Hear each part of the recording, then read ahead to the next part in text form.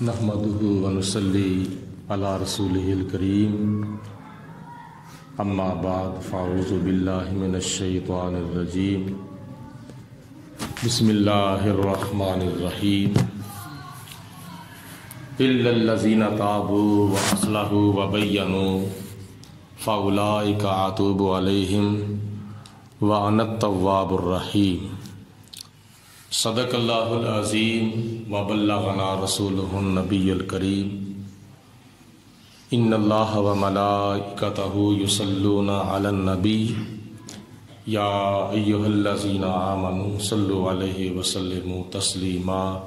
الصلاۃ والسلام علیک یا رسول اللہ وعلی آلک وصحابک یا سیدی یا حبیب اللہ۔ بآواز بلند تمام حضرات الصلاۃ والسلام علیک یا رسول اللہ وعلی آلک وصحابک یا رحمۃ للعالمین۔ یا الہی رحم فرما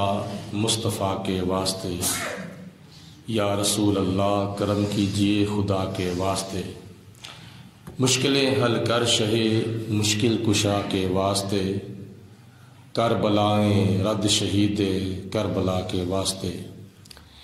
یا الہی ہر جگہ تیری عطا کا ساتھ ہو،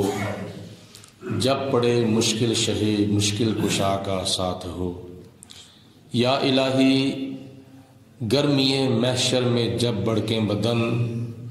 دامن محبوب کی ٹھنڈی ہوا کا ساتھ ہو۔ یا الہی جب چلوں تاریک راہ پرصراط، آفتاب ہاشمی نور الہدیٰ کا ساتھ ہو۔ یا الہی نامۂ اعمال جب کھلنے لگیں، عیب پوشے خلق ستارے خطا کا ساتھ ہو۔ یا الہی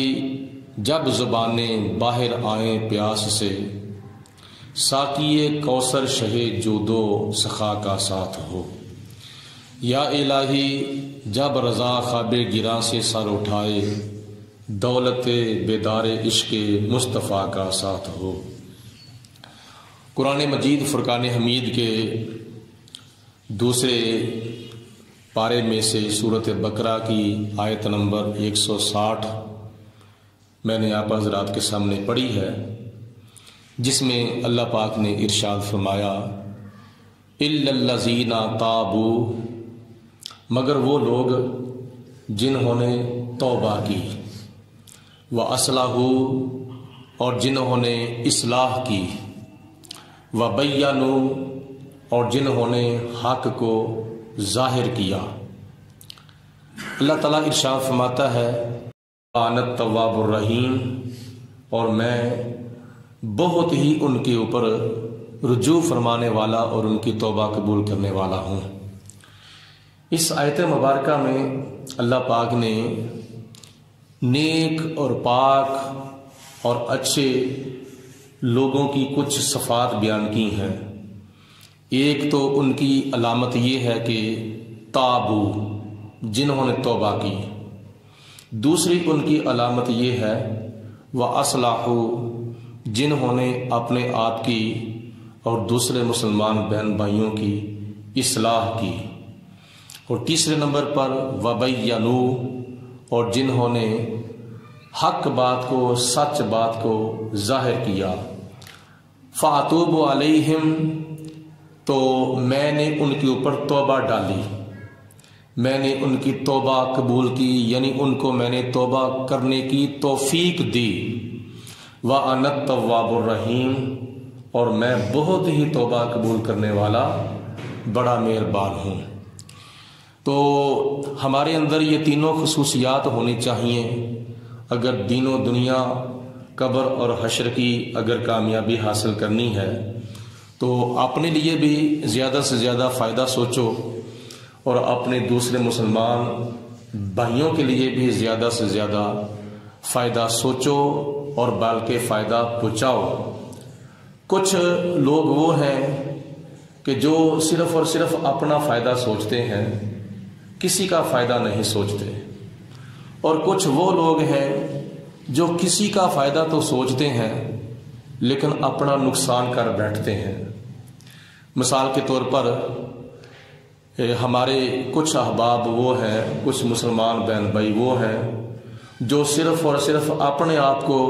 بخشوانے کی کوشش کرتے ہیں، لیکن اپنے فوت شدہ مسلمان بہن بھائیوں کا خیال نہیں کرتے۔ پتہ نہیں وہ دنیا کی زندگی کے بعد قبر کے اندر کیسی زندگی گزار رہے ہیں، ان کو عذاب ہو رہا ہے یا ثواب ہو رہا ہے، ان کے اوپر رحمت ہو رہی ہے یا زحمت ہو رہی ہے، تو کچھ لوگ ان کا خیال نہیں کرتے۔ کچھ وہ لوگ ہیں جو صرف اور صرف ان کے نام کا ختم تو دلاتے ہیں، کول شریف کا ہو گیا، 10ویں کا ہو گیا، 20ویں کا، 40ویں کا سالانہ ختم پاک ہو گیا، یا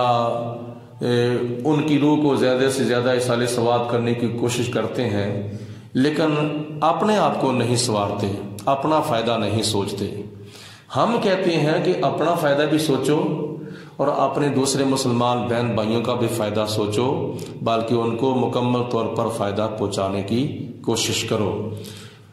5 وقت کی نماز یہ فرض ہے اور یہ اپنے لیے ہے۔ رمضان المبارک کے روزے فرض ہیں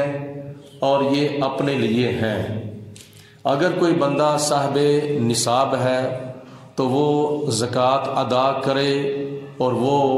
بھی اب اس اپنے لیے ہے، اور اگر کوئی بندہ صاحب استطاعت ہے تو وہ اس کے اوپر حج فرض ہے اور وہ بھی اس کے اپنے لیے ہے۔ باقی جو نفلی چیزیں ہیں، یعنی نفلی نمازیں ہیں، نفلی صدقات ہیں، نفلی حج ہے یا نفلی روزے ہیں، یہ اپنے لیے بھی کیے جا سکتے ہیں اور اپنے دوسرے مسلمان بھائی جو فوت ہو چکے ہیں ان کی روح کو اس کا اصالہ ثواب بھی کیا جا سکتا ہے۔ فرائض اور واجبات کا جو ثواب ہے وہ کسی فوت شدہ کی روح کو نہیں پہنچایا جا سکتا۔ نوافل کا اور مستحبات کا جو ثواب ہے وہ اپنے فوت شدہ عزیزوں کی روح کو پہنچایا جا سکتا ہے۔ اگر کوئی رمضان المبارک کے روزے رکھتا ہے تو اس کا ثواب کسی فوت شدہ کی روح کو نہیں پہنچایا جا سکتا۔ اگر کوئی 5 وقت کی نماز پڑھتا ہے تو اس کا ثواب فوت شدہ عزیز کی روح کو نہیں پہنچایا جا سکتا۔ نفلی نمازیں پڑھ کے، نفلی روزے رکھ کے، نفلی حج کر کے، نفلی صدقہ خیرات دے کے ان کا ثواب جو ہے وہ فوت شدہ عزیزوں کی روح کو پہنچایا جا سکتا ہے۔ تو اس لیے ہمیں چاہیے کہ 5 وقت کی نماز اپنے لیے پڑھو، رمضان المبارک کے روزے اپنے لیے رکھو، اگر تم میں سے کوئی صاحب استطاعت ہے تو وہ حج اپنے لیے کرے، اگر کوئی صاحب نصاب ہے تو وہ زکوٰۃ اپنے لیے دے، اور جو نوافل ہیں، تلاوت قرآن ہے اور کئی ایسی نیکیاں ہیں جو نوافل کے اندر آتی ہیں، تو ان کا ثواب جو ہے وہ اپنے فوت شدہ عزیزوں کی روح کو پہنچانے کی مکمل طور پر کوشش کرو، تاکہ جس طرح ہم دنیا کے اندر خوشحالی کے ساتھ زندگی بسر کر رہے ہیں، اسی طرح ہمارے فوت شدہ عزیز جو قبروں کے اندر ہیں وہ بھی اپنی قبروں کے اندر اور عالم برزخ کے اندر خوشحالی کے ساتھ زندگی گزار سکیں۔ ان کی قبر کو جنت کا باغ بنانے کی کوشش کرو تاکہ اللہ تعالیٰ ان کو عذاب قبر سے محفوظ فرمائے۔ تو جس طرح دنیا کے اندر ہم ایک دوسرے کے لیے فائدہ سوچتے ہیں، اس طرح ہمیں اپنے فوت شدہ عزیزوں کے لیے بھی زیادہ سے زیادہ فائدہ سوچنا چاہیے۔ نبی کریم علیہ الصلوۃ والسلام نے حدیث پاک میں ارشاد فرمایا ہے کہ تم میں سے کوئی اتنی دیر تک کامل مومن نہیں ہو سکتا جتنی دیر تک جو چیز اپنے لیے پسند کرتا ہے وہ اپنے دوسرے مسلمان بھائی کے لیے پسند نہ کرے۔ اپنے لیے تو بڑا فائدہ سوچتا ہے لیکن دوسرے مسلمان بھائی کے لیے نقصان سوچتا ہے، یہ اس کے ایمان کی علامت نہیں ہے، یہ اس کے ایمان کا تقاضا پورا نہیں ہو رہا۔ اس کے ایمان کا تقاضا تب پورا ہوگا جو اپنے لیے فائدہ سوچتا ہے وہ اپنے دوسرے مسلمان بھائی کے لیے فائدہ سوچے۔ اور ایک تو چیز یہ ہے۔ دوسرے نمبر پر نبی کریم علیہ الصلوۃ والسلام نے فرمایا کہ جس طرح تم رات کو کھا پی کے سوتے ہو، تمہارے ایمان کا تقاضا تب پورا ہوگا جب تمہارا کوئی بھی ہمسایہ جو ہے وہ بھوکا نہ سوئے۔ اور اسی طرح نبی پاک علیہ السلام نے ایمان کی علامتیں بیان فرماتے ہوئے ارشاد فرمایا کہ تم میں سے کوئی اتنی دیر تک کامل مکمل اکمل مومن نہیں ہو سکتا جتنی دیر تک تم اپنے تمام رشتہ داروں سے بڑھ کر، اپنے بہن بھائیوں سے بڑھ کر، اپنے بیوی بچوں سے بڑھ کر، حتیٰ کہ اپنے والدین سے بھی بڑھ کر مجھ سے محبت نہ کرو، تو پھر تمہارا ایمان جو ہے وہ مکمل ہوگا کب؟ جب تم تمام محبتوں کو میری محبت پر قربان کر دو گے۔ تو اس لیے ہمیں چاہیے کہ اپنے رشتہ داروں سے محبت ہونی چاہیے، بہن بھائیوں سے محبت ہونی چاہیے، بیوی بچوں سے اور اپنی آل اولاد سے محبت ہونی چاہیے، اپنے والدین سے بھی محبت ہونی چاہیے، لیکن ان سب سے بڑھ کر ہمیں نبی پاک صلی اللہ علیہ وسلم سے زیادہ محبت ہونی چاہیے، زیادہ پیار حضور علیہ الصلوۃ والسلام کا ہمارے دلوں کے اندر ہونا چاہیے۔ تو یہ ایمان کی علامتیں ہیں۔ حضرت سیدنا حبیب کبریاء علیہ الصلوۃ والسلام نے حدیث پاک میں ارشاد فرمایا، ایک مرتبہ پاس حضرت سیدنا صدیق اکبر کھڑے تھے تو حضور علیہ الصلوۃ والسلام نے فرمایا کہ ایمان کی 360 علامتیں ہیں، 360 شاخیں ہیں ایمان کی، یعنی نبی پاک علیہ السلام سے محبت کرنا، اپنے بھائی سے محبت کرنا، جو اپنے لیے فائدہ سوچا ہے وہ کسی اور کے لیے سوچنا، یہ ایمان کی علامتیں ہیں۔ راستے کے اندر اگر کوئی تکلیف دہ چیز پڑی ہوئی ہے تو اس کو ہٹا کے سائڈ پہ کر دینا تاکہ کسی اور کو ٹھڈا نہ لگ جائے، تو یہ بھی ایمان کی علامت ہے۔ تو حضور علیہ السلام نے فرمایا کہ ایمان کی 360 علامتیں ہیں۔ تو آپ نے فرمایا کہ جس مسلمان کے اندر 360 علامتوں میں سے ایک علامت بھی ہوگی،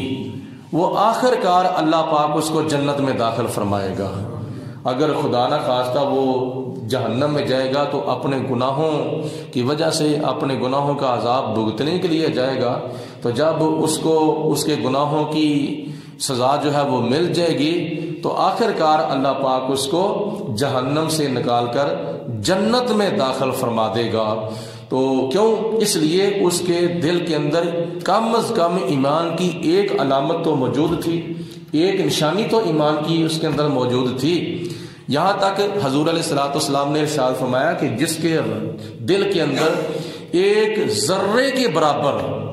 ایک رائی کے دانے کے برابر بھی ایمان ہوگا، اللہ پاک آخر کار اس کو جہنم سے نکال کر جنت میں داخل فرما دے گا۔ اور یہ بھی حدیث پاک میں آتا ہے کہ نبی کریم علیہ الصلوۃ والسلام ارشاد فرماتے ہیں کہ جب قیامت کا دن ہوگا،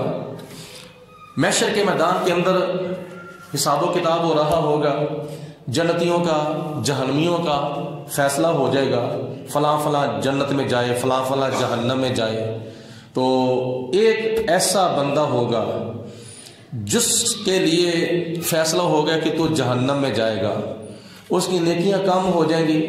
اس کی بدیاں زیادہ ہو جائیں گی، گناہ اس کے زیادہ ہو جائیں گے۔ جب وہ جہنم کی طرف جا رہا ہوگا تو پیچھے مڑ کے دیکھے گا، پھر 2-4 قدم چلے گا، پھر پیچھے مڑ کے دیکھے گا، پھر 2-4 قدم چلے گا، پھر پیچھے مڑ کے دیکھے گا، پھر 2-4 قدم چلے گا، پھر پیچھے مڑ کے دیکھے گا۔ تو اللہ تعالیٰ فرمائے گا کہ اے میرے بندے، تیرا فیصلہ ہو چکا ہے جہنم میں جانے کا، تو اب تو بار بار مڑ کے پیچھے دیکھ رہا ہے، تو کیا دیکھ رہا ہے؟ تو وہ بندہ عرض کرے گا، یا پروردگار عالم، میں امید کرتا ہوں، مجھے امید ہے کہ شاید اب بھی میرا رب مجھے پیچھے سے آواز دے، شاید اب بھی میرا رب مجھے پیچھے سے آواز دے کہ چل تیرے لیے جنت ہے۔ تو یا پروردگار عالم، میں تو تیرے حکم کا انتظار کر رہا ہوں، میں پیچھے مڑ مڑ کے اس لیے دیکھتا ہوں کہ تو نے قرآن پاک میں فرمایا تھا، لا تقنطوا من رحمت اللہ، اے میرے بندو میری رحمت سے ناامید نہ ہو جاؤ، میری رحمت سے مایوس نہ ہو جاؤ۔ تو یا اللہ، میں تو تیری رحمت کا امیدوار ہوں، میں تو امید رکھتا ہوں کہ کب مجھے میرا رب مجھے آواز دے تو میں واپس جنت میں جاؤں تو اللہ پاک فرمائے گا کہ اگر تجھے میرے رحمت کی امید ہے تو چل میں تجھے جنت میں داخل فرما دیتا ہوں۔ اللہ پاک اس کو جنت میں داخل فرما دے گا۔ اور ایک روایت میں یہ آتا ہے کہ جب جہنمی جہنم میں پہنچے ہوئے ہوں گے اور جہنم کا عذاب بھگت رہے ہوں گے، جہنم میں جا کر ان کو نبی پاک علیہ الصلوۃ والسلام کا ذکر جو ہے وہ بھول جائے گا، وہ نبی پاک علیہ الصلوۃ والسلام کو بھول جائیں گے۔ یعنی جہنم کا اتنا عذاب ہوگا، عذاب کی وجہ سے ان کے دلوں کے اندر نبی پاک علیہ الصلوۃ والسلام کا جو خیال ہے وہ نکل جائے گا، وہ اس قدر جہنم کا عذاب بھگت رہے ہوں گے۔ روایات میں آتا ہے کہ اس وقت حضرت سیدنا جبریل علیہ الصلوۃ والسلام ان کے کانوں میں جا کر کہیں گے کہ تم حضور کو پکارو، نبی پاک علیہ الصلوۃ والسلام کو یاد کرو، حضور علیہ السلام کا نام لو، اللہ پاک تمہیں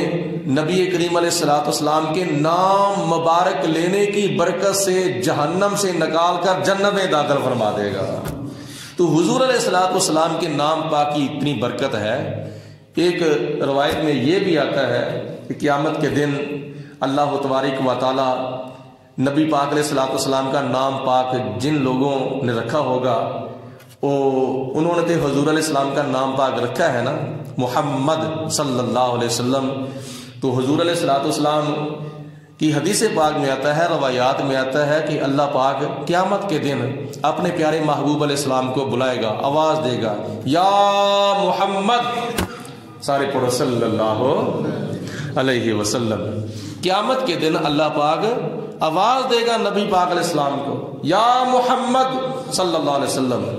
تو روایات میں آتا ہے کہ جتنے بھی محشر کے میدان کے اندر نبی پاک علیہ السلام کے نام رکھنے والے محمد نامی لوگ ہوں گے،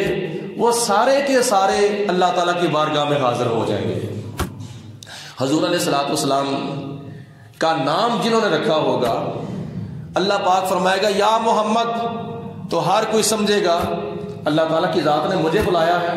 لہٰذا میں اللہ تعالیٰ کی بارگاہ میں حاضر ہو جاؤں۔ وہ سارے کے سارے حضور علیہ السلام کا نام رکھنے والے اپنے نام کے ساتھ وہ اللہ تعالیٰ کی بارگاہ میں حاضر ہو جائیں گے۔ اللہ تعالیٰ فرمائے گا تم کیوں آئے ہو، جبکہ خدا تعالیٰ کو پتہ ہے، اللہ تعالیٰ علیم بذات الصدور ہے، تو اللہ تعالیٰ فرمائے گا تم کیوں آئے ہو، تو بندے عرض کریں گے یا پروردگار عالم ہمیں تو نے بلایا ہے، تو اللہ تعالیٰ فرمائے گا کہ میں نے تو اپنے پیارے محبوب حضرت محمد مصطفیٰ کو بلایا ہے صلی اللہ علیہ وسلم۔ تو وہ بندے عرض کریں گے یا پروردگار عالم ہم نے تو سمجھا تھا شاید اللہ تعالیٰ نے ہمیں بلایا کیونکہ میرا نام بھی محمد ہے، دوسرا کہے گا میرا نام بھی محمد ہے، تیسرا کہے گا میرا نام بھی محمد ہے، چوتھا کہے گا میرا نام بھی محمد ہے، پانچواں کہے گا میرا نام بھی محمد ہے۔ تو اللہ پاک فرمائے گا کہ اگر تم نے میرے محبوب کے نام پر اپنے نام رکھے ہیں تو نام محمد کی برکت سے میں تمہیں جنت میں داخل فرما دیتا ہوں۔ یہ بہانے ہیں قیامت کے دن ہمارے بخشے جانے کے۔ اگر ہم اپنے اوپر غور کریں ہمارے تو پلے کچھ نہیں ہے، جے میں ویکھاں عملہ والے کچھ نہیں میرے پلے، جے میں ویکھاں رحمت تیری پھر بلے بلے بلے۔ اگر قیامت کے دن اللہ تعالی کا عدل ہوگا تو پھر ہم نہیں بخشے جائیں گے، اگر قیامت کے دن ہمارا عمل ہوگا تو پھر بھی ہم نہیں بخشے جائیں گے۔ ہم نے قیامت کے دن اپنے عملوں سے نہیں بخشے جانا، اللہ تعالیٰ کی عدلوں سے نہیں بخشے جانا۔ اگر قیامت کے دن خدا نے بخشنا ہے تو اپنے فضلوں سے ہمیں بخشنا ہے، تو اپنے فضلوں سے خدا تعالیٰ کی ذات ہمیں بخشے، یہ اللہ تعالیٰ کا فضل ہمارے شامل ہوگا قیامت کے دن۔ تو اس لیے اس طرح کے کیا نام ہے ذریعے اور اسباب اختیار کرنے چاہیے۔ تو اپنے آپ کی اصلاح کرو، اپنے آپ کا بھی فائدہ سوچو، اپنے دوسرے مسلمان بہن بھائیوں کا بھی فائدہ سوچو، جو زندہ ہیں ان کا بھی فائدہ سوچو، جو فوت ہو چکے ہیں قبروں کے اندر عالم برزخ کی زندگی بسر کر رہے ہیں ان کا بھی فائدہ سوچو۔ یعنی دنیا کے اندر ہم نے اپنے دوسرے مسلمان بہن بھائیوں کا فائدہ تو ایسے سوچنا ہے کہ چلو ہم کسی کے کام آ جائیں گے، اور کسی کی مدد کر دیں گے، کسی کی خدمت کر دیں گے، اگر کوئی بڑا ہے تو اس کی خدمت کریں گے، اگر چھوٹا ہے تو اس کے اوپر شفقت کریں گے، اگر کسی نے قرضہ مانگا ہے تو اس کو قرضہ دے دیں گے، اگر کوئی معذور ہے تو اس کی امداد کر دیں گے، والدین ہیں تو اس کی خدمت کریں گے، عزت کریں گے، اطاعت کریں گے، رشتہ دار ہیں تو ان کے اوپر اپنا ہم مال خرچ کریں گے، بیوی بچے ہیں تو ان کے ہم حقوق پورے کریں گے۔ یہ تو ہو گیا دنیا کے اندر جو زندہ ہیں ان کو فائدہ پہنچانے کے اسباب، لیکن جو فوت ہو چکے ہیں ان کے لیے بخشش کی دعا مانگو، ان کی روح کو اصالہ ثواب کرو۔ یہ مرنے کے بعد حقوق میت میں سے ہمارے اوپر ایک حق ہے کہ مرنے والے کے حق میں بخشش کی دعا مانگی جائے اور ان کی روح کو اصالہ ثواب کیا جائے۔ اللہ پاک کی ذات بابرکات ہم سب کو نبی کریم صلی اللہ علیہ وسلم کی تعلیمات پر عمل کرنے کی توفیق عطا فرمائے اور